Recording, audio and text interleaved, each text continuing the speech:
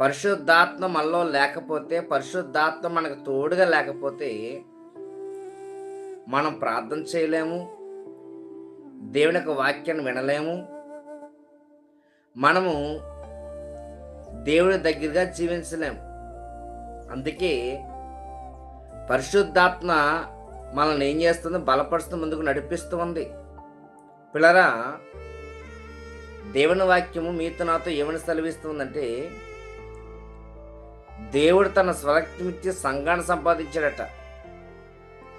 అయితే దేవుడు తన స్వరక్తమిచ్చి సంఘాన్ని సంపాదించాడు కాబట్టి, దేవుడు మనల్ని విలువ పెట్టుకున్నాడు కాబట్టి, దేవుడు ఆయన రక్తంతో మన పాపాలు కడిగివేశాడు కాబట్టి, మనము దేవుని యొక్క వాక్యాన్ని వినడం విషయంలో ఆశపడుతూ మనం ఎప్పుడూ ఎదురు చూస్తూ ఉంటామో, దేవుడు మన పట్ల మేలు చేశాడు కాబట్టి, ఆ మేలు చేస్తున్న దేవుని బట్టి మనము అనేక మందికి ఒక సాక్షులుగా మనం నిలబడగలం.